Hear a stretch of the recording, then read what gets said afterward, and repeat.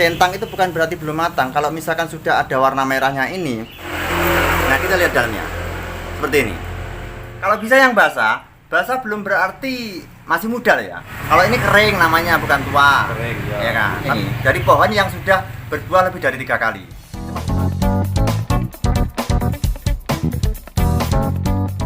Oke, Assalamualaikum warahmatullahi wabarakatuh. Selamat datang kembali di channel ini, para sahabat YouTube yang dimanapun Anda berada. Oke, seperti biasa kita kali ini akan membahas tentang buah. Bagaimana caranya memilih buah, terutama buah manggis. Kalau kemarin kita habis mereview tentang durian, saya berdagang durian dan buah manggis. Nah ini karena musim manggis, jadi begini, untuk para pecinta buah yang gemar makan buah ya, terutama kalau misalkan musim manggis seperti ini yang bingung manggis yang bagus itu seperti apa ya, seperti itu ya. Ini ada kriterianya. Caranya gini, contoh seperti ini ya. Ini ada beberapa buah manggis di sini. Ini. Nah, itu banyak dari teman-teman hanya menilai dari mungkin besarnya ataupun keras dan tidaknya gitu ya. Nah, kalau keras itu identik dalamnya jelek, ya kurang bagus. Kemudian gini, ada yang mungkin kayak gini ya, istilahnya kurang matang, centang kalau istilah Jawanya itu. Centang itu bukan berarti belum matang. Kalau misalkan sudah ada warna merahnya ini kalau misalkan suhu di tempat kita itu nggak terlalu panas, itu bisa 2 hari 3 hari dia akan berubah warna. Yang semula hijau itu kemudian merahnya itu bertambah banyak. Nah, kemudian caranya gini, kita pilih. Kalau yang kulitnya sudah ungu kehitam-hitaman seperti ini sudah matang. Tapi kualitas yang lebih bagus lagi itu seperti ini. Jadi seperti apa ya? Kalau istilah Jawanya itu busik. Nah, kulitnya busik. Jadi enggak halus, hitam itu enggak. Malah justru yang seperti ini. Ini kualitasnya bagus. Contohnya kita buka saja ini. Oke. Kita tekan saja di sini. Bisa ini. Ini karena puasa ini jadi nggak makan ya. Kalau yang seperti ini rusak. Nah, isinya seperti ini. Yang bagus itu yang kayak ini. Contoh ini teman saya ini. Teman jualan, pedagang juga ini. Ini kecil. Justru kalau misalkan ibu-ibu itu buat teman-teman yang ingin berdagang buah, biasanya ibu-ibu itu lebih memilih yang ukuran kecil seperti ini. Jadi bukan yang super. Kalau yang super gede itu bapak-bapak atau kualitas ekspor itu pasti yang bagus-bagus. Nah, contoh gini. Jadi kalau ibu-ibu sukanya yang kecil. Iya, karena gini Mas. Kalau misalkan ibu-ibu kenapa milih yang kecil-kecil? Alasannya gini, dia isinya itu kecil, nggak ada bijinya di dalamnya. Jadi tinggal nelen enak gitu, nggak sakit di tenggorokan. Yang kecil-kecil ini ibu-ibu biasanya senangnya, nah kayak gini ya. Seukuran ini. Ini kan beda sama ini tadi. Nah, ini kan agak gede nih. Ya.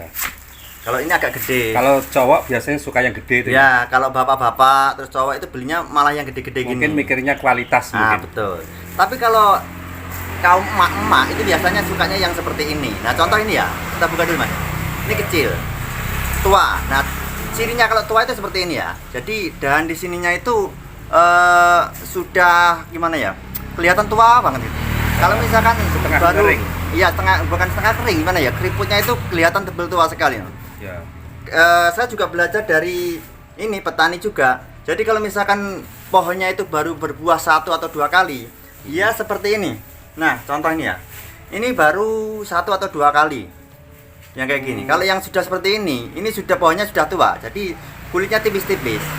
Ya. Kemudian milihnya jangan yang bulat sempurna. Malah diarahkan yang seperti ini, yang benjol-benjol gini. Ini kulitnya tipis, empuk. Ya. Contoh kita buka ya.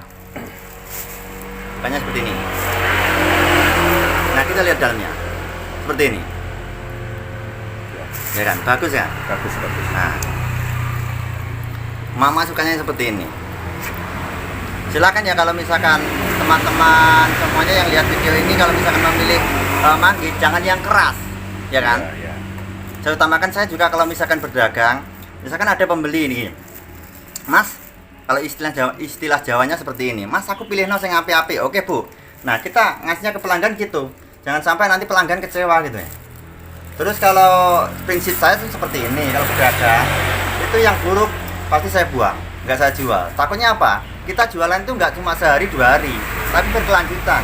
Jadi usahakan yang buruk. Kalau misalkan kita rugi di situ ya udah, namanya dagang, kalau nggak rugi ya untung gitu. Nggak selamanya kita untung, pasti kita akan mengalami itu juga. Kalau harga pasaran saat ini di Ponorogo gimana itu? Untuk saat ini, untuk ecarannya itu sekitar 10.000. Ada juga kemarin itu yang pasokan dari Tasikmalaya, itu murah-murah, tapi saya pernah ngambil dari situ kualitasnya kurang bagus. Ya, entah itu keseluruhan atau mungkin yang saya ambil saja saya nggak tahu. Intinya banyak pembeli yang kecewa. Mbak, monggo. Iya, dijual. Nah, dengan kualitas seperti ini, harganya mahal itu biasanya menjamin kualitasnya. Saya kalau misalkan buru-buru bisa saya ganti nanti. Nah, ini contohnya ada pembeli. Mbak, monggo silakan, Mbak. Dalam per kilo 10.000. 10.000. Iya, Mbak. Gimana, Mbak? Kualitasnya yang Kualitasnya bagus, Mbak. Kapan itu ya? Kalau yang itu bukan punya saya, Mbak. Yang punya saya di sini, Mbak. Yang pekan. Jadi kalau kesimpulannya itu, kalau tip memilih itu yang kelopaknya kering apa yang kelopaknya basah itu? Kalau kelopak, maksudnya kelopak yang mana, Mas? Itu yang kelopak. Ya basah. seperti ini. Mm-mm. Kalau bisa yang basah, basah belum berarti masih muda loh ya. Mm-mm. Kan ada yang seperti ini tapi kelihatan tua sekali gitu, bukan kering. Iya, iya. Ya jangan salah diartikan. Kalau ini kering namanya, bukan tua. Kering, ya. Ya kan? Tapi juga sudah tua sebenarnya ini. Jadi pohon yang sudah berbuah lebih dari 3 kali. Itu pasti Oh, bagus.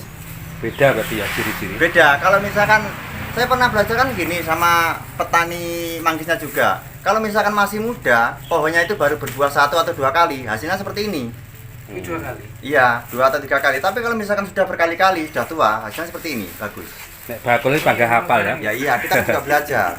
Jadi kita bisa diadu misalkan ada pembeli, ya ini yang nawar. Oke lah, kita tawarkan 10.000 per kilo. Ada yang nawar mungkin 2 kilo 15 lah gitu. Kalau 2 kilo 15, ada yang jual seperti itu. Cuma kualitas bisa diadu gitu.